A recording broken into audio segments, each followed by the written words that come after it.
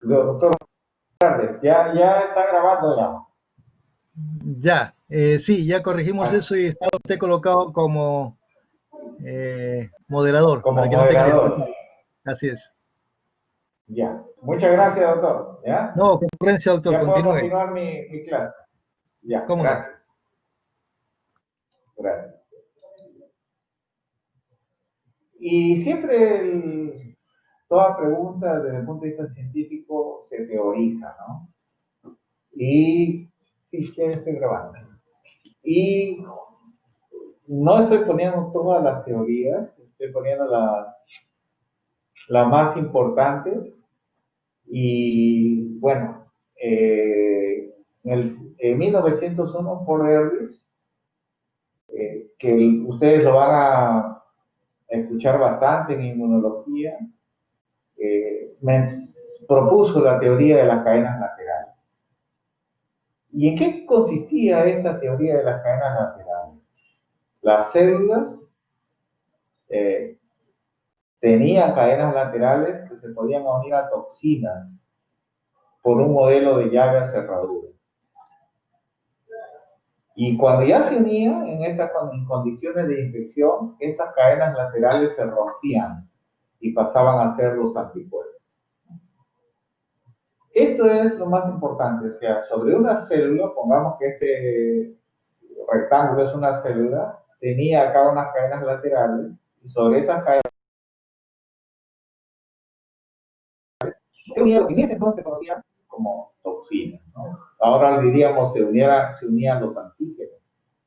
Y una vez que se unían en condiciones de infección, esas se liberaban.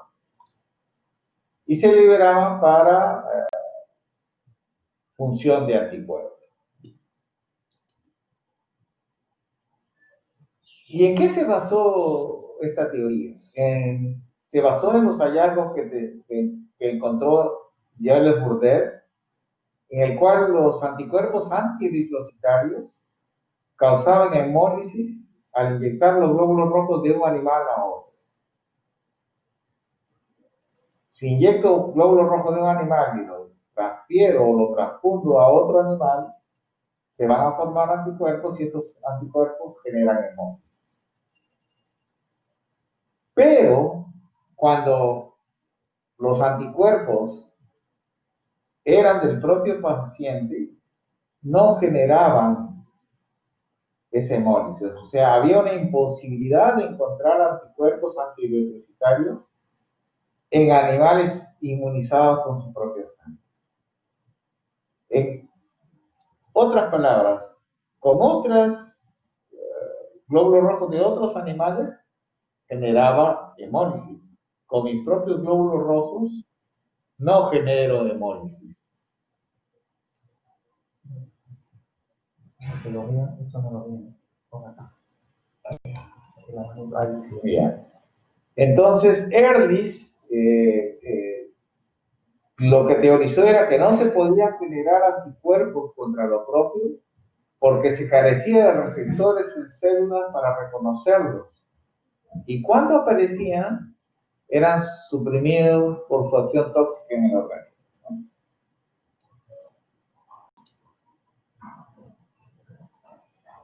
Bajo el mismo concepto, pero ya un poco más evolucionado, en 1955 Yerner menciona que existe un repertorio preexistente de receptores del cual el antígeno hace una selección. Este concepto es bien, parece difuso, pero pongámoslo así en términos prácticos. Si hubiera 1 millón de antígenos, los linfocitos también tienen 1 millón de receptores para cada uno de esos antígenos. Eso es lo que quiere decir. O sea, si hay 1 millón de antígenos, hay 1 millón de receptores. Ese millón de receptores se llama repertorio de receptores.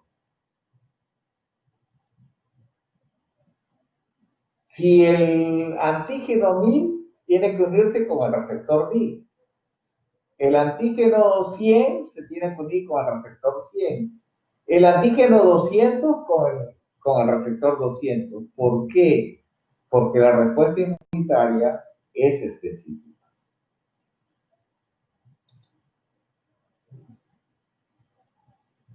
Viene un salto que ha marcado mucho a la inmunología. La historia de la inmunología ha sido fácil de entender con este concepto, la teoría de la selección clonal, ¿no? El organismo tiene capacidad innata para producir un universo de anticuerpos para responder a cualquier reto inmune. O sea, viene un antígeno, es reconocido por su receptor de anticuerpos. Si hay 1000 receptores, solo uno encajará. Por eso tiene un universo de anticuerpos donde se va a ir buscando con quién es su pareja. Y una vez que se une, va a proliferar. Cada anticuerpo es específico para un solo antígeno. Eso es importante, ¿no? Una vez que se estimula, las células proliferan para producir un conjunto de células exactamente iguales en especificidad a la célula que lo originó, o sea, la célula madre. La antigenicidad es el resultado de un proceso de aprendizaje durante toda la vida embrionaria. Tanto los linfocitos autorreactivos están ausentes en el reproductorio por ser eliminados, ¿no? Como que esto se hace difícil, ¿no? Pero ¿qué dice esta teoría? Nosotros tenemos en los linfocitos los receptores de los antígenos. Cuando encaja a ese receptor, este prolifera y produce anticuerpos contra ese antígeno que lo estimula. Y eso es lo básico. Que en la vida embrionaria nosotros tenemos procesos que conservan a los linfocitos que no nos atacan a nosotros mismos. Esos linfocitos se llaman autorreactivos. Esto después se ha demostrado que no es realmente cierto, pero en ese concepto histórico así fue planteado. Entonces acá tenemos la teoría de la selección clonal de Frank Malpartner-Bull. De una célula madre se originan clon A, clon B, clon C, clon D. Vuelvo a repetir, de una célula madre se origina el clon A, el clon B, el clon C y el clon D. De estos, es autorreactivo el clon C.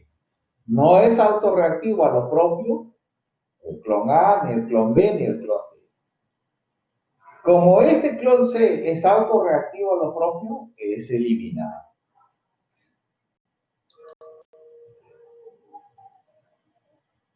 ¿Qué pasaría si entra un antígeno B y se enfrenta con el clon A y se enfrenta con el clon D?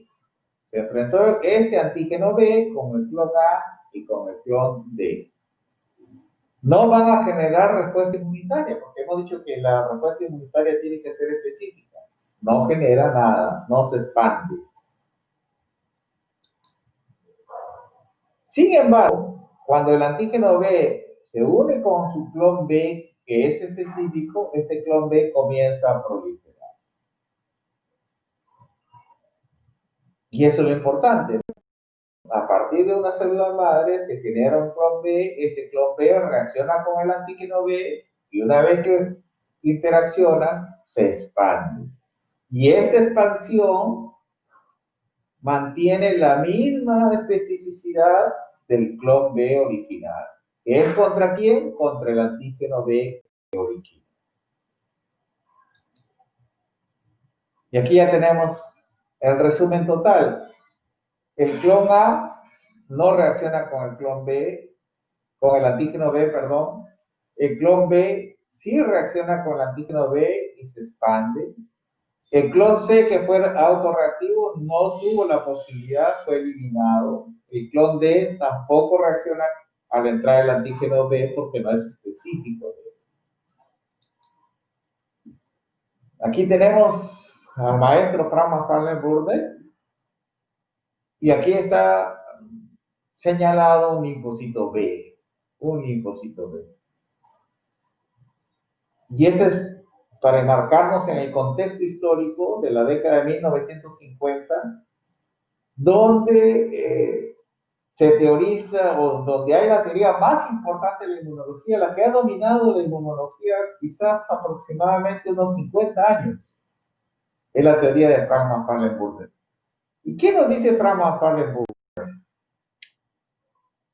Que el linfocito B reconoce a bacterias a través de un receptor que se llama receptor de los linfocitos B, BCR.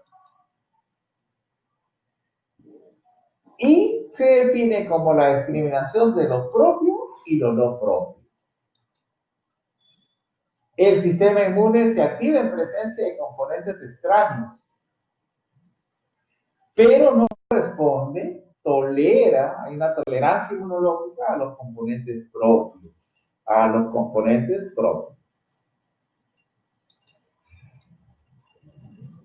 La respuesta inmune la inician los linfocitos B cuando reconocen a los antígenos no propios mediante los receptores de las células B que se llaman BCR. Así como existe un linfocito T TCR que tiene un receptor TCR, las células B tienen un receptor que se llama BCR. Sus discípulos Peter Brecker y Melvin Cohn agregan otra célula a este linfocito B. ¿Qué célula agrega? El linfocito T Helper. Miren que ya en 1969 ya estábamos hablando del linfocito T ayudador, el linfocito T Helper. Pues se proponía que el linfocito T Helper provee una segunda señal, ¿no? Si nosotros retrocedemos, vemos que hay una señal 1 acá, del linfocito B entre la interacción del receptor con la bacteria. ¿Qué proponen o qué propugnan Peter Brecker y Melvin Cohn? Que el linfocito T Helper envía una segunda señal al linfocito B. ¿Para qué? Para que produzca cantidad adecuada de anticuerpos. Esta señal 2 de ayuda evitaba la muerte de los linfocitos B que habían recibido la señal proveniente del antígeno, que ya hemos visto anteriormente. Entonces, si nosotros queremos razonar en contextos actuales, el linfocito T Helper ayuda al linfocito B para que éste produzca anticuerpos de buena calidad. Entonces, este linfocito B es T dependiente. Entonces, aquí lo vemos. Señal 1 acá. El linfocito T Helper le da una señal al linfocito B, señal 2. Kevin Lafert y A.J. Cunningham también aportan en esta teoría de la inmunología, de cómo se genera la respuesta inmunitaria. ¿Qué aportan? El modelo fue modificado nuevamente. ¿Qué aporta la parte Cunningham? Aportan una célula que es fundamental también. Aportan que el linfocito, aparte del linfocito B, etcétera, existe una célula presentadora de antígeno, ¿no? Una célula presentadora de antígeno que le presenta al antígeno extraño a los linfocitos T. Entonces acá vemos un cuadro ya más importante. Señal 1, receptor B con bacteria. El linfocito T Helper le da una señal 2 y la célula presentadora le da al linfocito T Helper una señal 2 coestimuladora. O sea, acá hay una señal 2 del Helper al linfocito B y una señal 2 coestimuladora de la célula presentadora de antígenos al linfocito T Helper. Y aquí lo vemos, ¿no? Y esto es importante, lo recordarán de inmunología. Aquí está el receptor, el MHC, el péptido antigénico y el receptor de señal Esta es otra forma, otra nomenclatura, señal 1. Y la unión de las moléculas coestimuladoras se llama señal 2. Si solamente hay señal 1 y no hay la unión de las moléculas coestimuladoras, el linfocito va anergia. Después tenemos la teoría del homúnculo inmunológico. Y esta fue planteada por Cohen y apoya que el sistema inmune existe una representación de todos los órganos y sistemas del cuerpo frente al cual se generan autoanticuerpos con fines regulatorios. ¿Qué aporta esta teoría? Esta teoría aporta que la autoinmunidad tiene un papel fisiológico. La autorreactividad puede tener o puede ser fisiológica. Este es el aporte de la teoría del homúnculo inmunológico propuesta por Cohen. ¿Y qué es un homúnculo, no? En la cultura humana se piensa que existían animalitos o hombres chiquitos, pequeñitos.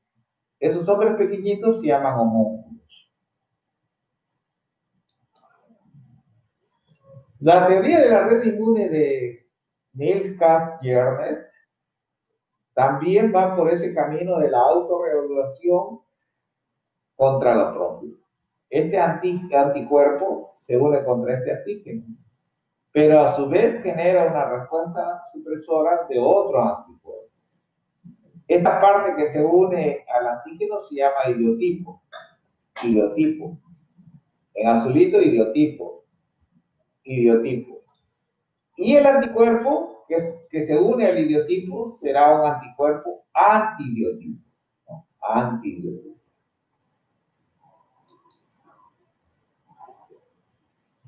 Fue en el año 1974 que Jernet dice que los determinantes antigénicos de las cadenas pesadas y ligeras de las inmunoglobulinas, que se llaman idiotipos, tienen un amplio repertorio, son un amplio repertorio de autoantígenos. Oye, mi anticuerpo es un autoantígeno. ¿Y por qué no genera respuesta inmune? Porque están en concentraciones muy bajas. Y como están en concentraciones muy bajas, no son reconocidos por el sistema inmunitario. Pero cuando un clon es estimulado por su antígeno, el sistema inmunitario ya no lo ignora y origina una respuesta en forma de segundo anticuerpo que se llaman los antiidiotipos. O sea, acá hay estos anticuerpos idiotipos y acá los antiidiotipos, que se encajan y tienen además un efecto modulador que puede ser para el organismo un efecto positivo o un efecto negativo.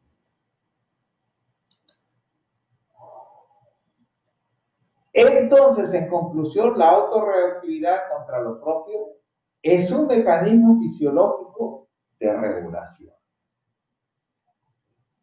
Y esta afirmación sirve de puente al cambio del paradigma de la inmunología que esperó el concepto de Ehrlich, el concepto de los robots tóxicos, que todos los anticuerpos producidos eran contra lo extraño. Y si se generaba contra uno mismo, ocurría una patología. Y esa patología le llamó horror autotóxico.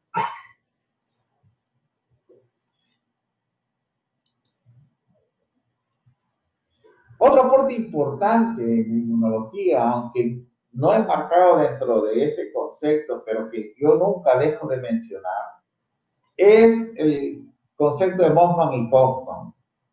Mossman y Kaufman en 1986 describe la existencia de dos poblaciones de células TCD4, la TH1 y la TH2, cada una con su perfil de citocina. Esto revolucionó el sistema inmune, revolucionó la inmunología. Hoy día ya es un concepto que ya ha sido superado, pero que dio un peldaño importante para seguir conociendo al sistema inmunitario.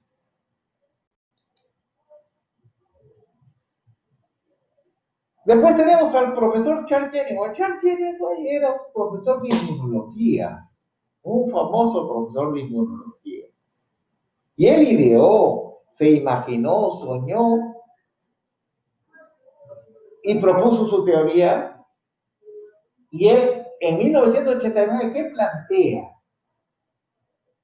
Que lo propio no es infeccioso y que lo no propio es infeccioso. O sea, lo no propio es infeccioso y lo propio no es infeccioso.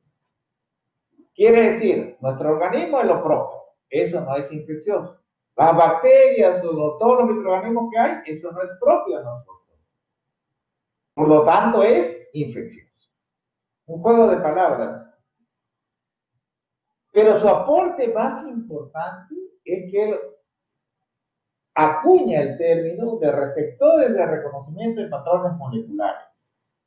Término que hasta ahora lo tienen ustedes muy dentro de la inmunología y muy dentro de muchas patologías. Entonces, en conclusión, una célula presentadora de antígenos va a tener dos receptores importantes. Uno para reconocer los microbios y otro para presentar los microbios. Para reconocer los microbios, estos receptores se llaman PRR. Y para presentar los microbios, se llama complejo mayor de histocompatibilidad MHC. Este es el sencillo, lo que aporta el maestro Charles Jenner. Eso ya se conocía. Eso no se conocía. O sea, él ideó, él pensó en eso, él hipotetizó este concepto. El concepto que existían los receptores de patrones moleculares.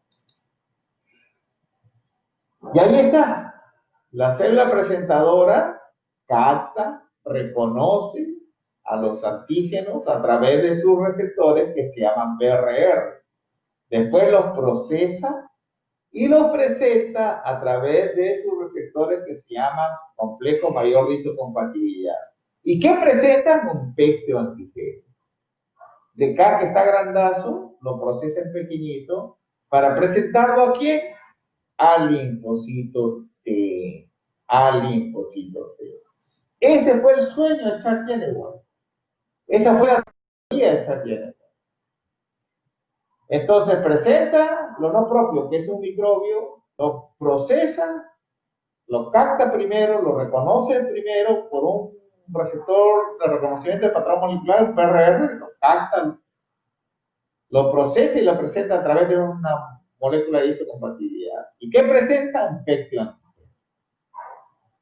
Hasta ahora, si nosotros razonamos un poco, vemos que el sistema inmunitario, en términos sencillos, aunque no es exclusivamente correcto, genera respuesta inmunitaria a péptidos, es decir, a proteínas, que son presentados por el complejo mayor de histocompatibilidad. Entonces, los PRR reconocen productos microbianos ausentes en las células del hospedero, entre ellos muy conocidos los lipopolisacáridos, etc. Los PRR permitirían entonces a las células presentadoras de antígenos discriminar entre lo no propio infeccioso y lo propio no infeccioso. Ya tenemos varios PRR, varios tipos de PRR.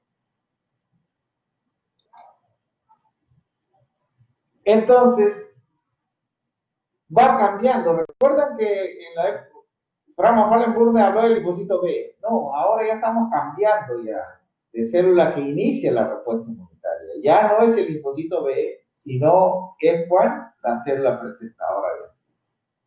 Y la célula presentadora de antígeno que tiene estas dendritas, que parece una neurona, se llama célula dendrítica. Ella es la más importante.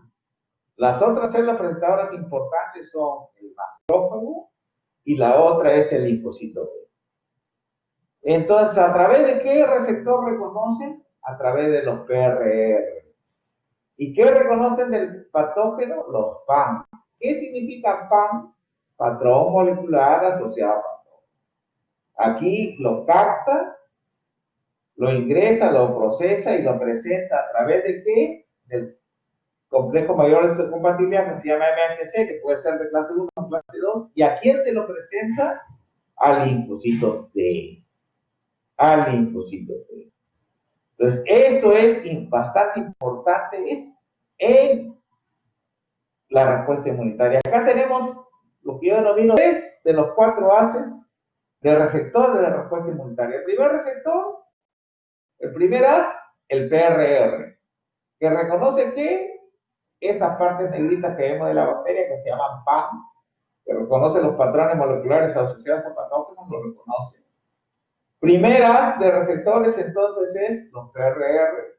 El segundo haz es el complejo mayor de histocompatibilidad que presenta péptidos antigénicos. Este es el segundo haz. El tercer haz vendría a ser el receptor T. El receptor T.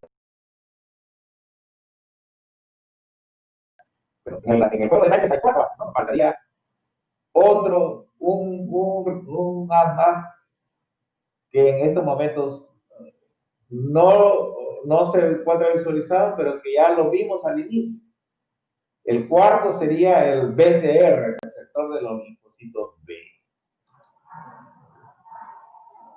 Entonces, en la teoría de Chart-Jenner, la célula presentadora tiene un receptor que se llama PRR, que reconoce PAM, que activa la célula presentadora de antígenos. Esta célula presentadora de antígenos lo presenta a través de MHC al receptor T y se activa en potencia también al linfocito B. Entonces, acá ya podríamos decir que tenemos los 4 haces de receptores: BCR, TCR, MHC y PRR. Pero, ¿cuál eficiencia encontraron esta ingeniosa teoría? ¿Qué deficiencia se le encontró a la teoría de Chart-Jenner? Los PRR explican respuesta inmune a microbios. Claro, correcto. Y la pregunta es, ¿no explica a trasplantes, porque los trasplantes son microbios, a tumores, porque los tumores no son microbios, y a autoinmunidad, porque la autoinmunidad no son células microbios, son células del propio organismo? Entonces, el talón de Aquiles de la teoría de Chart-Jenner y de Frank Wallenburg y todos sus discípulos es que no podían explicar esta respuesta inmune a trasplantes, tumores y autoinmunidad. El tema hoy día es autoinmunidad y vamos viendo ya en el transcurso de la teorización de la respuesta inmunitaria de que no se podía explicar a través de la teoría de Chart-Jenner estas respuestas autoinmunes fisiológicas y patológicas, ¿no? Fisiológicas, nosotros normalmente rechazamos los trasplantes, combatimos los tumores, y patológicas, que generalmente si nos descontrolamos en nuestro sistema inmune, este nos comienza a atacar a nosotros. Polymassinger en 1924, por este vacío, propone su teoría del peligro. Su teoría del peligro. Las CPA son estimuladas no por patrones moleculares asociados a patógenos, en otras palabras, no por microbios, sino por señales alarma peligro. Alarma, peligro, estoy en un estrés. Y estas señales son liberadas por tejidos lesionados. Entonces, si nosotros vemos en el concepto, el pan es un microbio, entonces es una señal exógena. Pero acá, Polymassinger, que era una camarera en Estados Unidos y que no por tener un trabajo humilde dejó de estudiar, estudió y teorizó una de las teorías más importantes del sistema inmunitario. Ella dijo, no son señales exógenas, son señales endógenas. ¿Y quién libera esas señales endógenas? Los tejidos lesionados. Inmenso aporte de Polymassinger. Las señales de peligro nunca son emitidas por células saludables o que sufren muerte fisiológica. ¿Y cuál es la muerte fisiológica que hablamos? La apoptosis. La apoptosis. Entonces, las señales endógenas liberadas en respuesta al peligro inician la respuesta inmunitaria. Bajo estos criterios sí podemos explicar la autoinmunidad, la inmunidad a los trasplantes y la inmunidad a los tumores.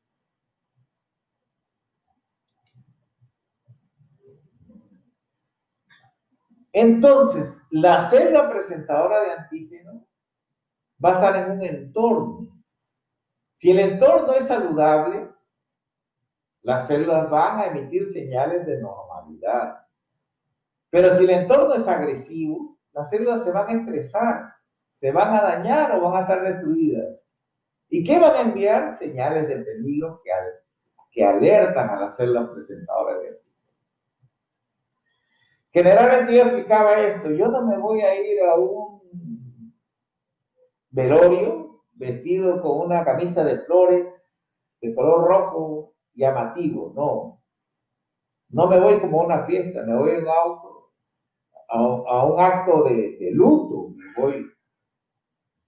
Pero si me voy a una fiesta, también me voy de fiesta. Si me voy al campo, me voy con ropa de campo. Si me voy a jugar fútbol, me voy con ropa de jugar fútbol, con ropa deportiva. Entonces, esos ambientes se llaman el entorno. ¿Y en qué entorno está nuestra célula presentadora? Si es saludable, bacán. Las células no envían señales de peligro, envían señales de normalidad. Pero si está en un ambiente estresado, van a enviar señales de peligro que van a alertar a las células presentadoras de antígenos, que son las que inician la respuesta inmunitaria. ¿Y qué novedad tuvo esto? Que no es la naturaleza extraña del patógeno lo que desencadena la respuesta inmunitaria, sino las señales que libera la célula lesionada. Y el reconocimiento de lo propio no es garantía de tolerancia, porque si lo propio está alterado, también puede inducir una respuesta. ¿Y eso qué nos explica? Autoinmunidad. Y aquí vemos, acá hay un receptor, pero ya no es un PRR, es un receptor de señales de peligro. Este ya no es un PAM, es un DAM. Señales de peligro de tejido dañado. Activan a la célula presentadora, este activa el linfocito T helper y este a su vez emite señales al linfocito B. Entonces se va armando el rompecabezas de la respuesta inmunitaria.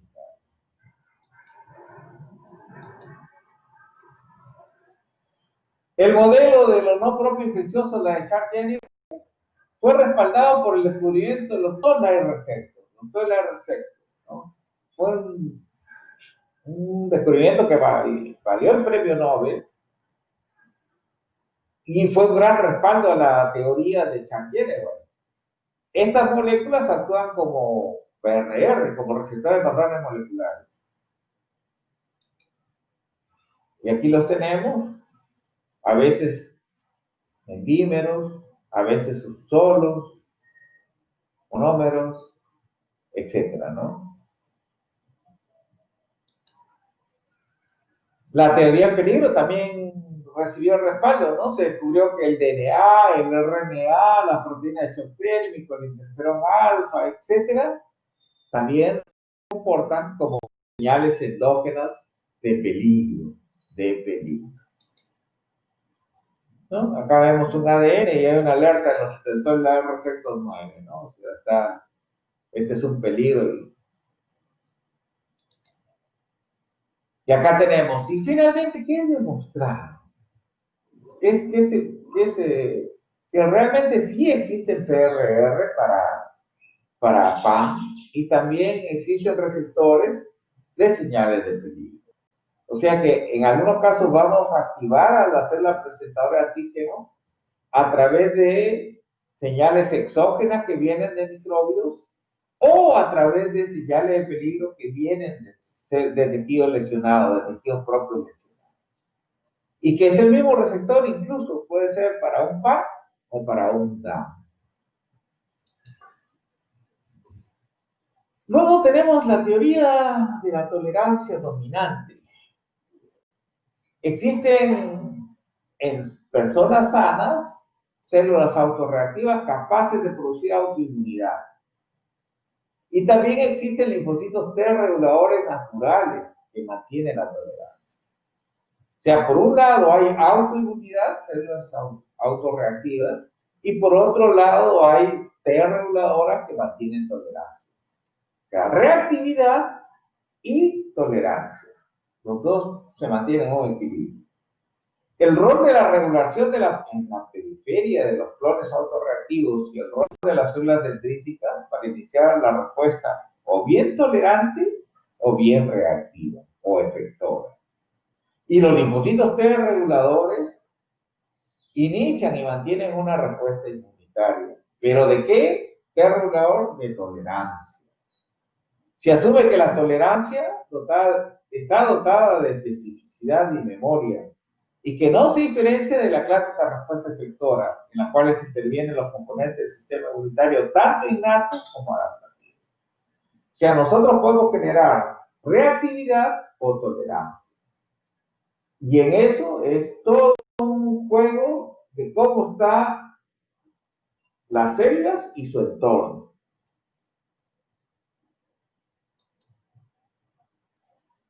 Conclusiones. El sistema inmunitario opera bajo complejas interacciones celulares que le permiten decidir cuándo reacciona con respuesta inmunitaria efectora o tolerante.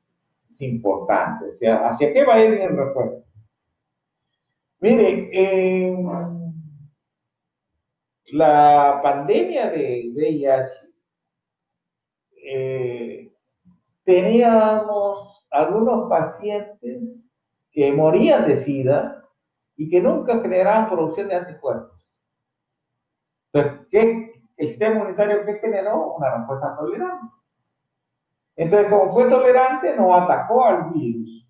Y el virus hizo lo que quiso en el organismo. Y cuando nosotros buscamos si había producido anticuerpos, el organismo no. ¿Por qué? Porque había generado una respuesta tolerante. No se conoce con exactitud por qué hubo esa respuesta tolerante, porque la mayoría de personas que se infectan de VIH, la mayoría, y eso es una mayoría, 99.9999, generan anticuerpos. Por eso nosotros diagnosticamos el VIH mediante anticuerpos. Para mejorar la prueba, también detectamos anticuerpos y antígenos a la vez, lo que es una prueba de cuarta generación. Pero recordar que en algunos no se podía detectar los anticuerpos y por lo tanto nosotros no podíamos diagnosticarlo en la época en que solamente hacíamos tamizaje VIH mediante anticuerpos. La mayoría de teorías han tenido aciertos y desaciertos, pero todas, así con sus aciertos y desaciertos, han aportado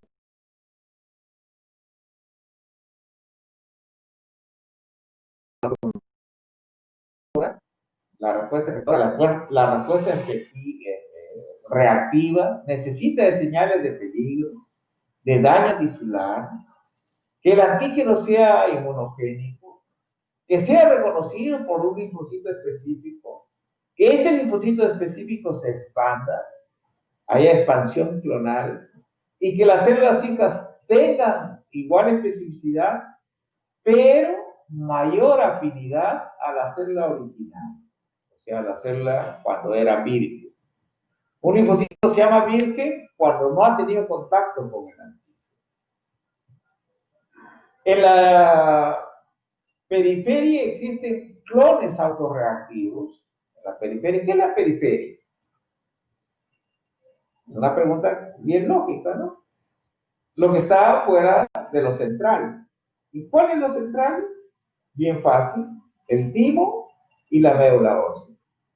Entonces, cuando hablamos de timo y médula ósea, hablamos de tejido central, ¿no?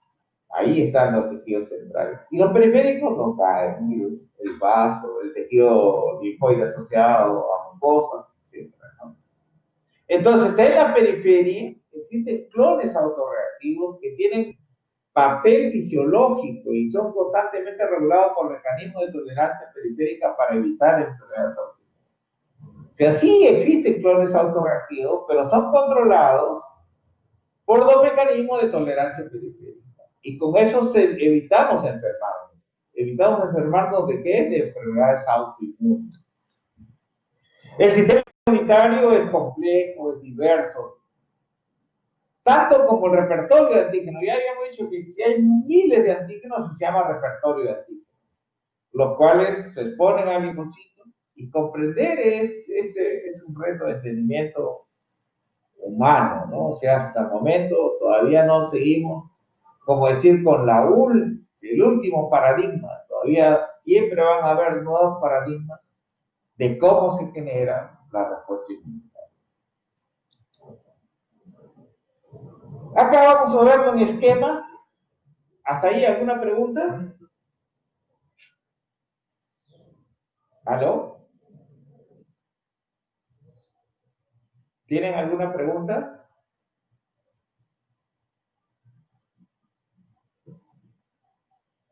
¿Aló? ¿Me escuchan? Escuchamos, doctor. ¿Sí? ¿Si continuamos nomás? Sí, doctor. ¿O alguna pregunta? Ya, bueno, continuamos. Entonces, en términos sencillos, a mí me gusta... ¿quieren que le baje el volumen? A ver. Ahí creo que lo dejamos. ¿Me escuchan bien ahí? ¿O le bajé mucho el volumen? ¿Se escucha bien? Ya. Entonces, en términos sencillos, acá va a haber una célula presentadora de antígeno, acá va a haber un receptor que se llama PRR, aquí un micrófono. Entonces hemos dicho, la idea que se lleven es que la respuesta inmunitaria comienza con la célula presentadora de antígeno. Viene este microbio y se va a unir a este receptor. Este microbio, ¿qué va a tener para que se una acá? Un PAM, un patrón molecular asociado a patógeno. Se va a unir a este PRR. Ahí lo vemos que se unió. Y tiene que esta célula presentadora procesar este PAM. Lo va a procesar.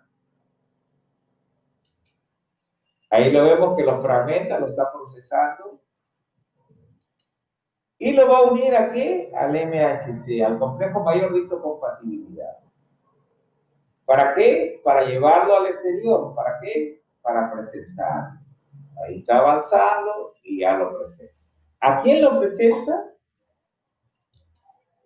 Al linfocito. Y esto constituye la señal 1. Diferente a la señal 1 del linfocito B, ¿no es cierto? Que nosotros habíamos hablado así en el contexto histórico. Ahora, concéntrense en esta señal 1, que es MHC, péptido antigénico, receptor T. ¿Esto es suficiente para generar respuesta inmunitaria? No, no es suficiente. No es suficiente. ¿Qué faltaría ahí? Sigue habiendo una señal 1 y tiene que haber una señal 2 de moléculas coestimuladoras. Recién cuando hay esta señal 1 y esta señal 2, el linfocito T se va a activar. Si solamente existe señal 1, no se activa.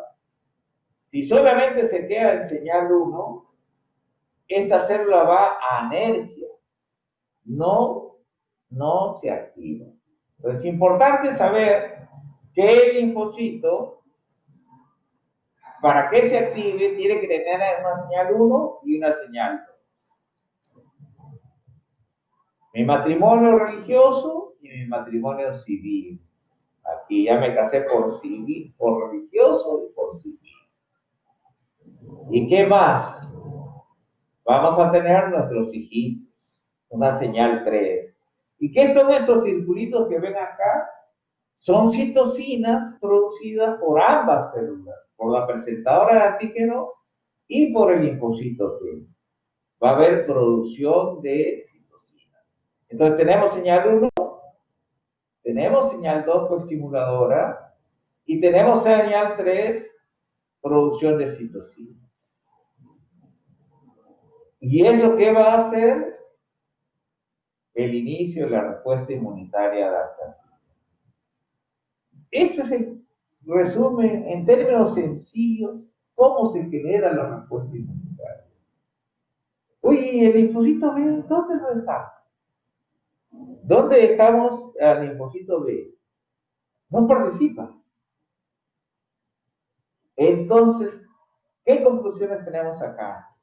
Que la respuesta central, la que dirige la respuesta inmunitaria, es el linfocito T.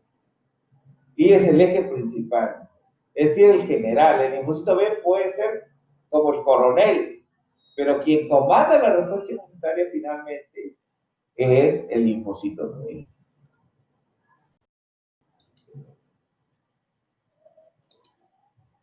Y ahí tenemos el linfocito T, tiene memoria, tiene especificidad, etcétera, etcétera, etcétera. Bueno, ahora vamos a ir a ya el tema central que hemos visto hoy día. No se preocupen, no, nos faltan unas 100 diapositivas nada más. Es una broma. Entonces, ¿cuándo hacer tolerancia y cuándo hacer autoinmunidad, ¿no? Y este es un concepto de Mahatma Gandhi, ¿no? La persona que no está en paz consigo mismo será una persona en guerra con el mundo entero. Importante, ¿no? Tolerancia. Y acá a veces nosotros nos autoagredimos. Autoinmunidad. Y vamos a ver de lo que habíamos dicho, el medio ambiente. ¿Cuál es el medio ambiente que estamos? ¿Nuestro hogar cómo está? ¿Es un hogar tranquilo? ¿Papá y mamá dialogan? ¿No se agreden? ¿No discuten? ¿No están en peleas constantes? Ese es un ambiente en paz. Si hay un ambiente en paz, armonía, los hijos ¿cómo van a estar? En armonía. Si hay un ambiente en paz, el sistema inmunitario ¿cómo va a estar? En armonía, va a estar en paz. Y si es todo lo contrario, es un ambiente de guerra, de ataque, de insultos, etcétera, etcétera, ¿cómo va a estar nuestro sistema inmunitario? También atacando, insultando, defendiéndose a la defensiva y siempre tratando de protegerse, pero con furia. ¿Y cómo lo podemos ustedes ver en un laboratorio? A ver, vamos a verlo cómo lo se ve en un laboratorio. Se cogió una proteína del virus de la coriomeningitis linfocítica y se unió a un gen promotor de la insulina de rata. Se produjo un gen híbrido de la nucleoproteína del virus de la coriomeningitis linfocítica. O sea, acá tenemos un gen, híbrido, uno propio de la rata y uno propio de un virus, lo juntamos. Lo inyectamos a la rata. El gen propio del virus de la rata no va a generar nada, pero el de la coriomeningitis linfocítica, como es extraño, debe generar respuesta inmunitaria. Generación de ratones transgénicos que expresaban la nucleoproteína del virus de la coriomeningitis linfocítica.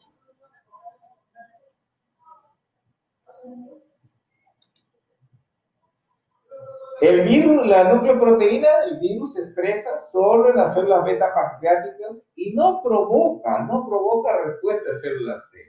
¿Que a mí ven qué? En paz, ¿no?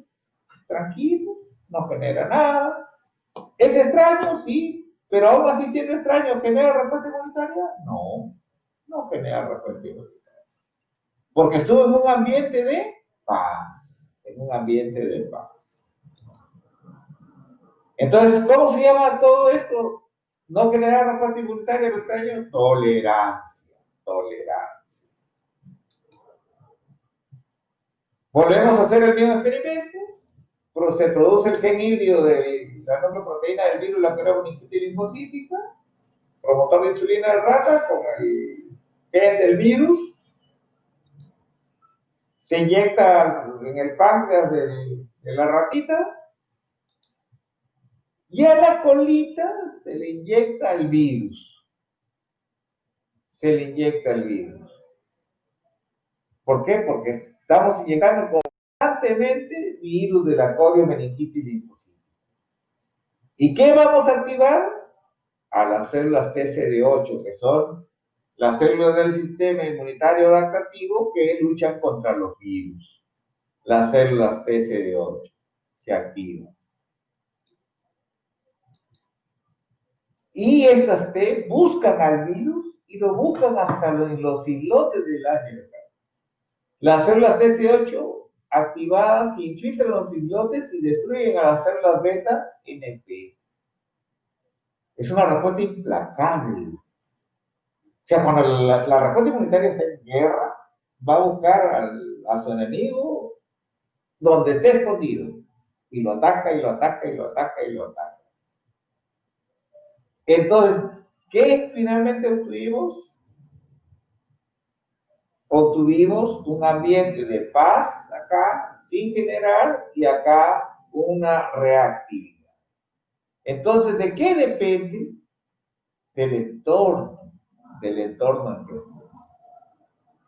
Y eso es muy importante saber si se genera o no una respuesta inmunitaria.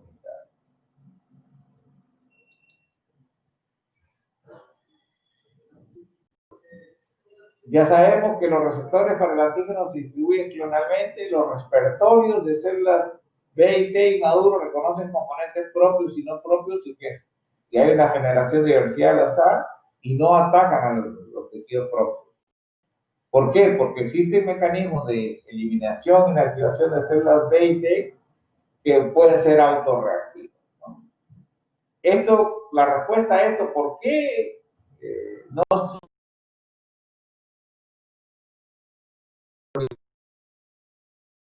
dentro de otras posibilidades, los linfocitos T reguladores, del cual hemos hablado un poco, pero que son importantes para generar contención de la respuesta inmunitaria? Si el antígeno es extraño y genera respuesta, se habla de inmunidad. Si el antígeno es extraño y no genera respuesta, se habla de tolerancia.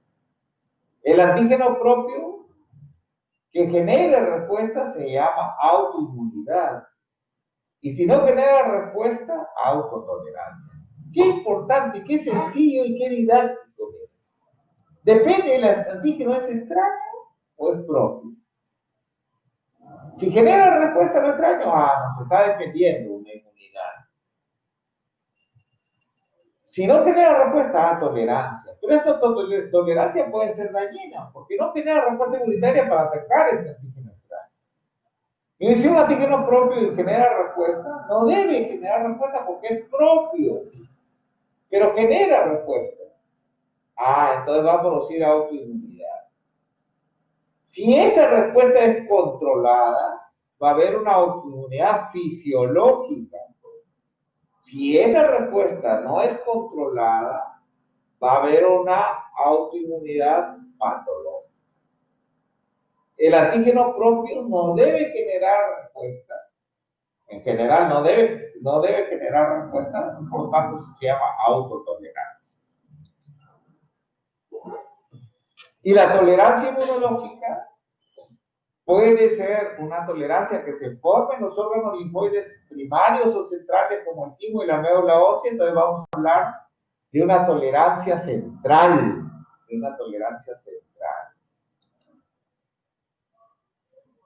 recuerden que la tolerancia central que se da en el timo va a ser una selección positiva y una selección negativa, ¿no? Y también el desarrollo de células T reguladoras naturales, ¿no? Y va a haber una tolerancia también en la periférica.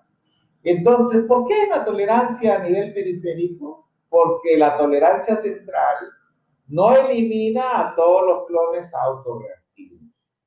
No es un proceso perfecto.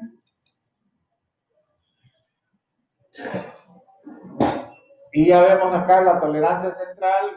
Hay varios mecanismos, como se había dicho, se expresa fundamentalmente una selección positiva y una selección negativa, en los cuales tiene que ver mucho la interacción de baja afinidad o avidez, o si es una alta afinidad o avidez, ¿no? Si reaccionamos con baja afinidad y avidez, las células progresan, los linfocitos progresan. Pero si generamos una alta avidez, afinidad, generalmente se va a apoptosis. Si yo lo digo así, ni yo mismo me entiendo. ¿Qué quiere decir? Que si reconocemos lo propio y lo atacamos, ¿qué es afinidad y avidez? Es la capacidad de unirse a moléculas propias muy fuertemente. Entonces generamos una respuesta inmunitaria alta. Si ese linfocito se une a lo propio, lo va a atacar a lo propio. ¿Qué hace el sistema inmunitario a nivel de órgano linfoide central? Lo elimina. Lo envía a que se muera. ¿Y cómo va a morir este linfocito? Por apoptosis. Al contrario, si la unión a lo propio es de baja afinidad o avidez, ese linfocito, que se llama timocito porque está en el timo, va a continuar su maduración, va a continuar su evolución. Si no hay unión entre el linfocito y la célula epitelial tímica, pues está bloqueada esa unión, en un inicio, acá en este momento, también es un mecanismo que va a apoptosis.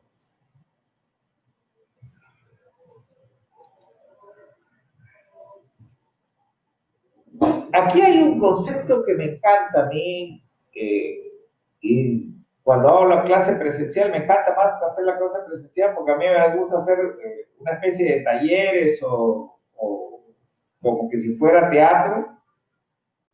Lamentablemente ahorita no lo voy a poder hacer. ¿Qué es el gen aire? ¿Qué es el gen aire? ¿Alguien me puede contestar qué es el gen aire? ¿Lo has visto en el curso de inmunología? ¿Qué es el gen aire? ¿Alguien se anima?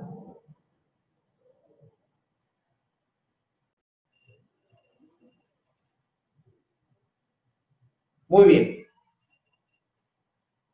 Es un regulador autoinmune. Muy bien. Perfecto. Pero yo le diría, acá está el timo. ¿Y cómo se reconocen moléculas de células extratímicas? Por ejemplo, de células del páncreas. Si el páncreas no está en el timo.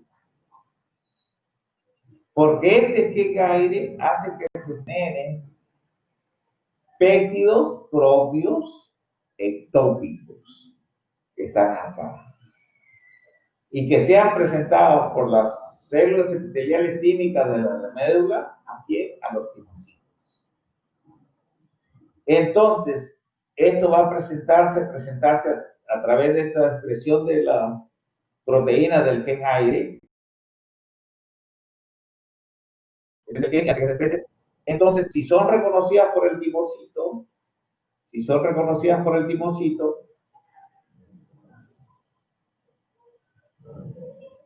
una forma de una alta avidez, o se genera, si son reconocidas, se va de elección, o sea, va a apoptosis. Y si no son reconocidas, queda como tolerancia.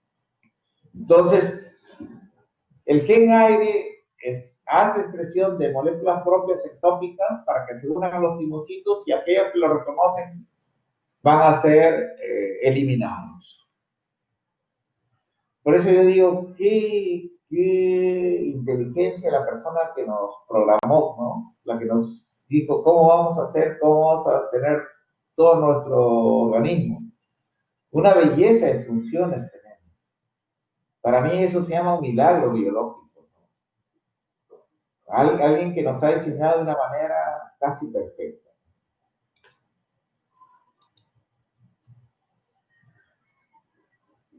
La maduración de clones está específico para autoantígenos presentes en el timo, ¿no?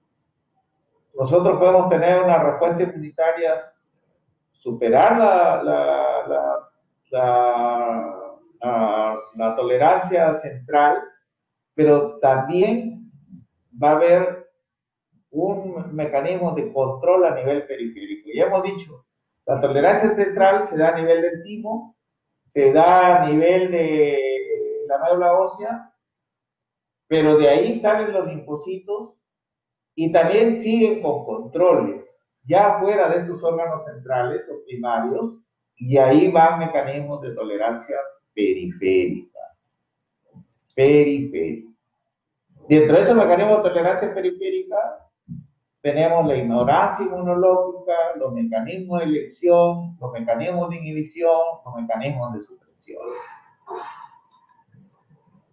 Y ahí voy a detener porque creo que ya no estamos sobre la hora y quisiera algunas preguntas. Esto ya lo continuamos mañana y ya esto va a quedar dentro de lo que ustedes van viendo. Esto lo voy a repetir mañana en la clase que vamos a continuar. ¿Preguntas, por favor? ¿Aló?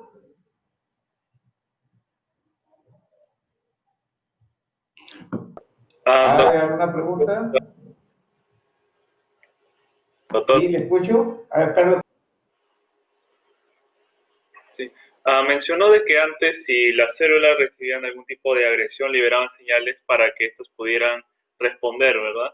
En ese caso, si una persona que recibe una radioterapia, una quimioterapia, de todas maneras va a ser una reacción inmunitaria, ya sea por el propio agresor que está proliferando en exceso, o sea por la quimioterapia. Es entonces, o sea, en este caso sería por las dos cosas, no necesariamente porque sea por un proceso inmunológico, sino por el tratamiento. ¿Algo así sería?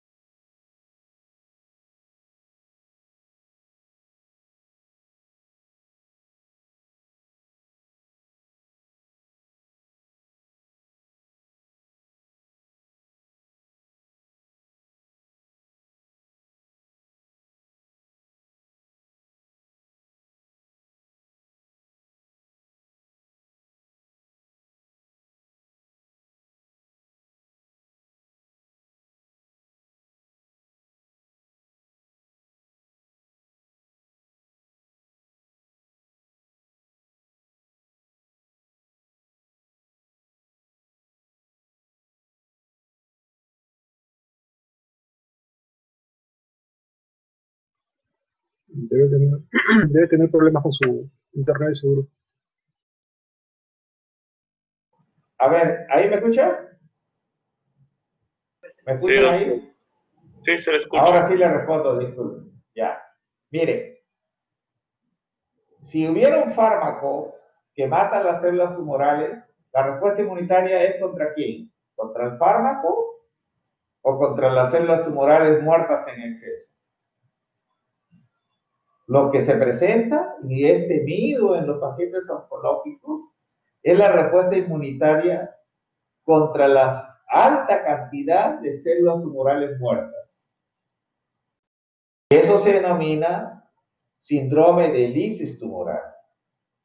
Por eso cuando nosotros tenemos una leucemia con millones de células tumorales y la atacamos con la quimioterapia, que van a matar a las células tumorales, estas al morir generan todo un daño, porque ha habido un exceso de ¿qué señales? De señales de peligro. Y generan toda una serie de complicaciones. A tu respuesta, ¿yo qué diría? Es contra, ¿quién inicia la respuesta? Es las señales que liberaron las células tumorales al ser atacadas por un agente quimioterápico.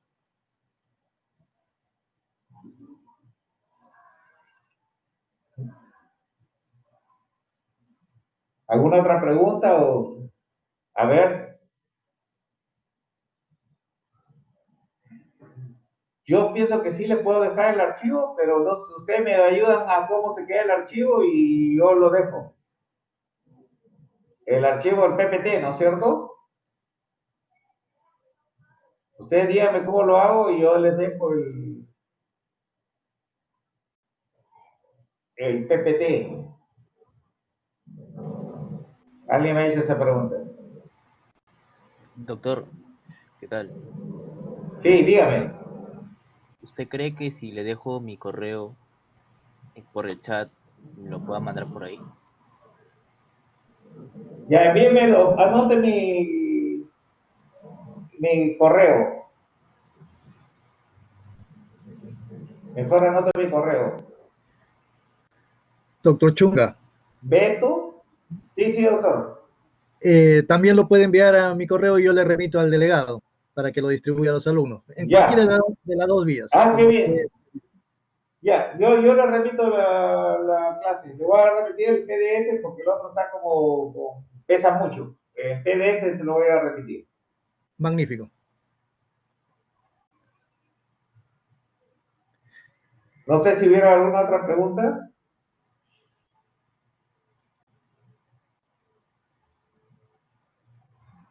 Creo que ya no hay, cerramos la grabación, doctor. Bien. Ya, doctor, cerramos la grabación. Muchas gracias. Yo sé que esta parte mañana la vamos a volver, esa parte final la vamos a volver a